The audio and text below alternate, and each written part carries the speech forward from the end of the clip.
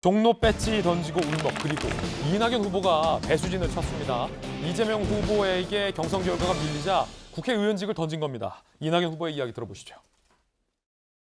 민주당의 대통령 후보가 도덕적이지 않아도 좋다는 발상이 어떻게 가능합니까?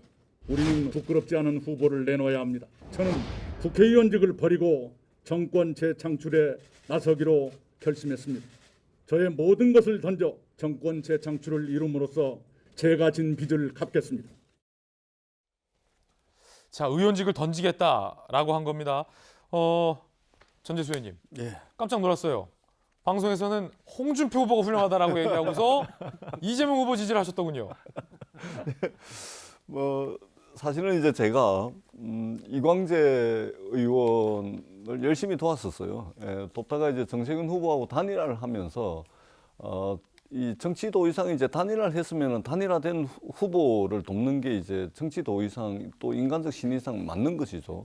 근데 이광재 후보를 열심히 돕다 보니까 이제 에너지는 다 떨어졌고 열정은 또 정세균 후보에 그렇게 많지는 않고, 그러다 보니까 최소한의 정치적 신의, 인간적 도리를 다하는 것은 단일화가 7월 5일 날 됐는데 그때 바로 다른 캠프로 이동하거나 이런 것이 아니고 한 2달 동안 중립지대에 머무르는 것이 단일화된 후보에 대한 최소한의 정치적 도리다, 그렇게 생각을 하고 한 2달 정도 이제 중립지대에 가만히 있었던 것이고요.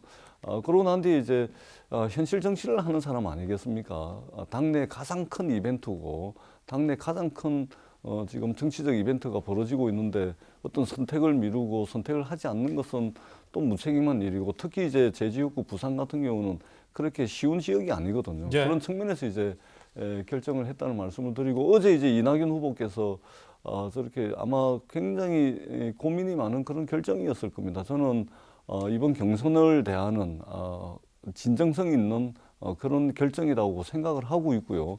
과연 저것이 이제 경선 결과에는 어떤 영향을 미칠 것인지, 저것은 이제 12일 날 1차 국민선거인단 그게 있기 때문에 거기를 통해서 아마 드러날 것 같고, 저는 저것을 뭐 정치공학적으로 해석하고 바라보고 비판하고 할 필요는 없다고 봅니다. 진정성 있고 스스로가 할 수 있는 최선의 노력을 경선에서 하고 있다, 이렇게 보는 것이 저는 타당하지 않을까 그렇게 생각을 합니다. 예, 이로써 여야에서 이낙연, 윤희숙 두 명의 국회의원들이 의원직을 사퇴하겠다라는 의사를 밝힌 셈이 됐습니다. 자, 국회 결정에 두 명의 의원직 여부가 달린 거죠. 그런가 하면 홍준표 후보와 이재명 후보 측이 차베스 공방을 벌였습니다. 들어보시죠. 이런 식으로 이끌어가면 경기도뿐만 아니라 앞으로 나라도 위태롭게 한다. 경기도의 차베스가 정장을 해가지고 지금 무슨 말을 하고 다닙니까? 기본소득, 기본주택 뭐 이야기하는 거 보면 내 참 저 책이나 읽어보고 저런 말을 하냐. 이 거덜난 나라를 더 거덜내려고 덤비고 있는 겁니다. 베네수엘라 차베스 같은 사람이 민주당에서 후보로 나오게 되면 저는 참 상대하기가 쉽죠. 이재명 후보가 되면 우리 당에서 이재명이 잡을 사람은 저밖에 없습니다. 홍준표 후보가 이재명 후보를 차베스다라고 저격을 하는 장면. 전재수 의원님은 복잡해질 것 같은데요.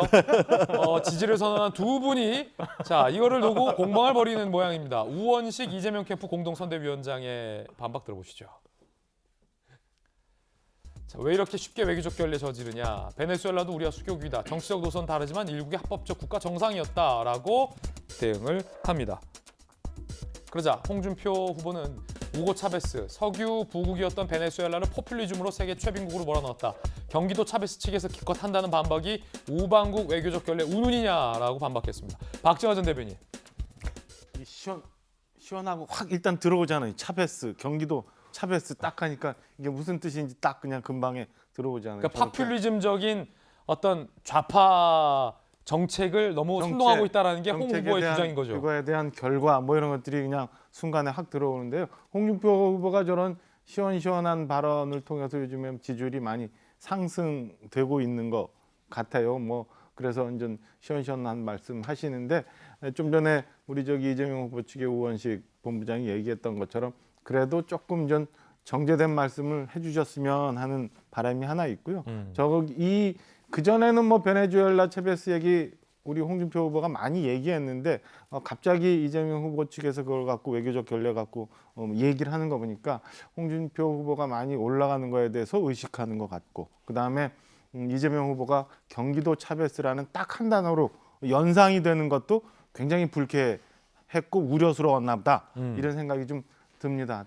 듣기는 제 입장에서는 아 그렇구나라는 생각이 생각이 들면서 들었어요. 네. 자, 그런가 하면 야당의 경선 후보 12명의 면접관으로 진중권 전 교수, 모두가기의 진중권 전 교수가 임명됐다는 소식도 들어와 있습니다.